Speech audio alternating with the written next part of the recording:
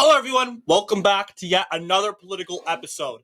So, yeah, this week has been big with news, with people dying.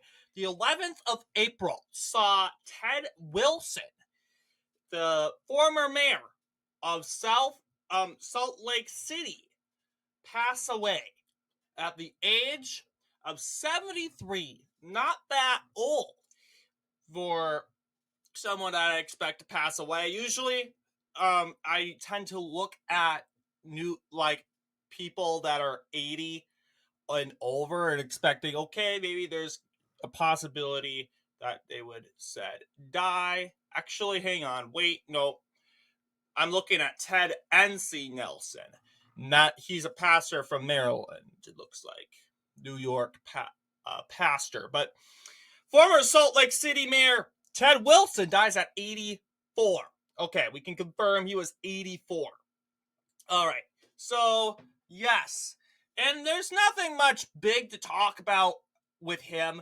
He is the mayor of Salt Lake City, but he also put some bids in a U.S. Senate election and a gubernatorial election for Utah.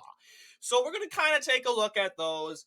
So first off, let's take a look at the career. We're gonna, since it's going to be probably we could put this here. Yes, he was appointed chief of staff to U.S. Congressman Wayne Owens in March 1973. In April 1975, he was appointed to direct the Department of Social Services in Salt Lake City.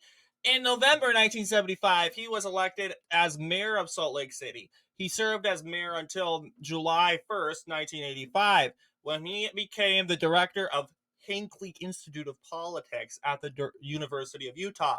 Retiring from the Hinckley Institute in September 2003, Wilson retained status as Professor Emeritus of Political Science and continued to teach classes at the university. Wilson was a co-founder of the Exoro Company.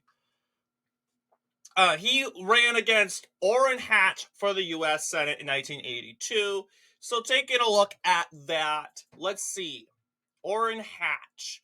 Yes, Orrin Hatch. He was, as you know, United States Senator. Is he deceased or living? He's deceased. He died 2 years ago at 88. But yes, Orrin Hatch.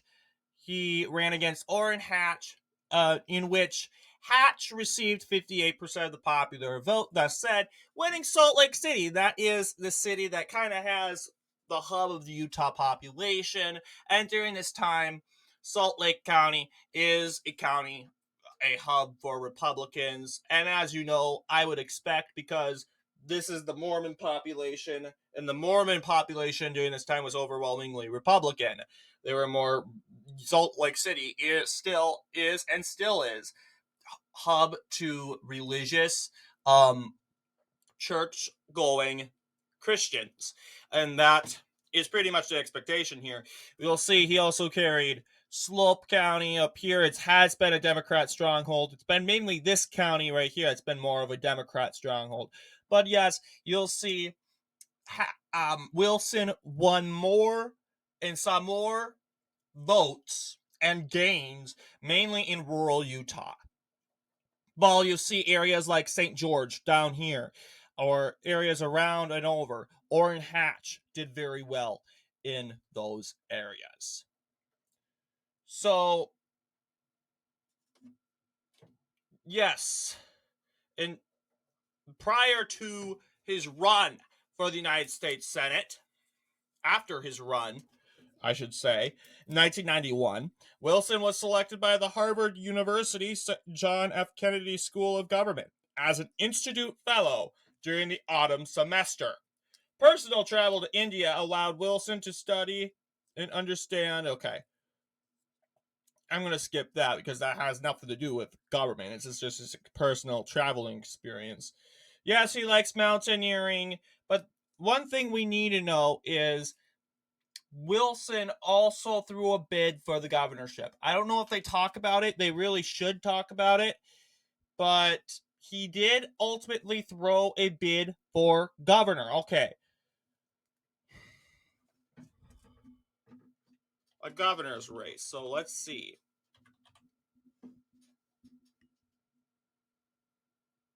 Oh, yes. It says right here. Duh. He was the Democratic candidate for governor of Utah in 1988.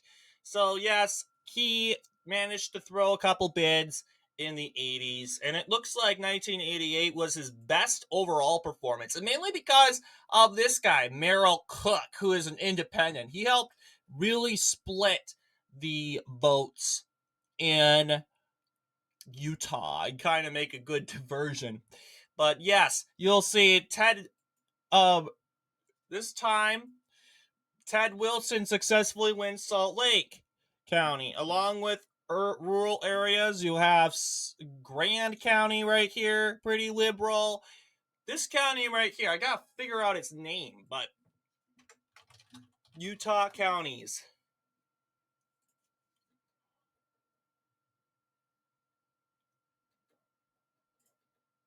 Carbon County, and it looks like it's 20,000 people. Yes, it historically formerly was a Democrat stronghold. Today it's 71% Republican.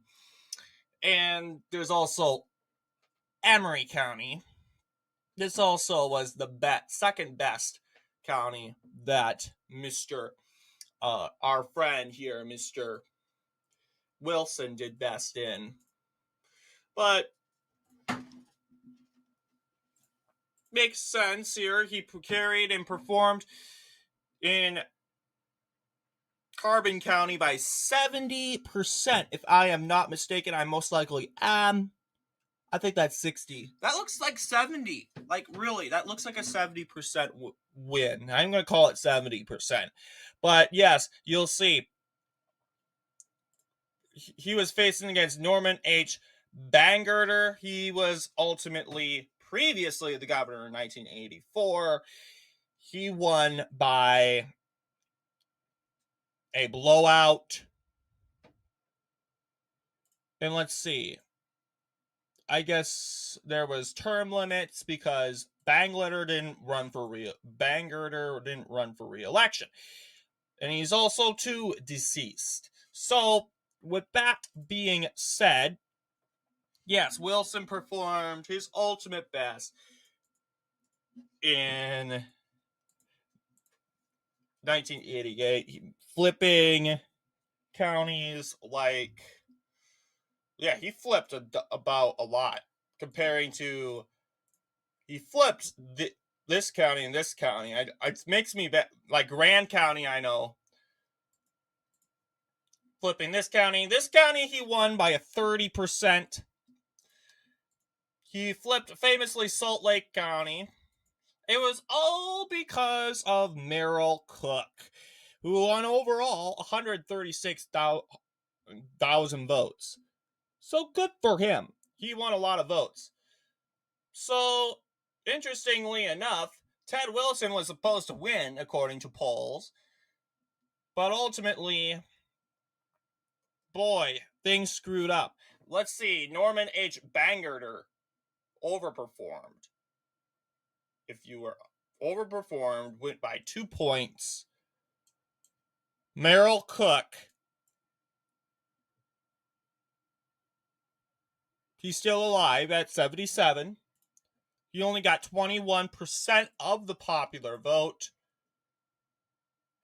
He looks like he has a little electoral history of his own. Oh, I see. He ran in Utah's 2nd congressional district. He was originally a Republican later on. But yeah.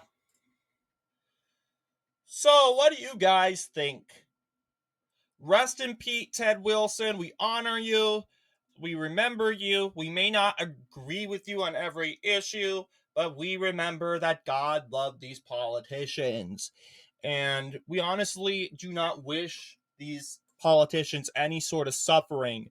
We love these politicians as Christians, and we wish the best for them. But ultimately, their time on earth has succumbed, and they are in front of the judgment table, the judgment seat of God, and God will hold them accountable. Anyway, we accept his will. May his will be done. Anyway, what do you guys think? Anyway, thank you all for watching. I'll see you guys in the next one.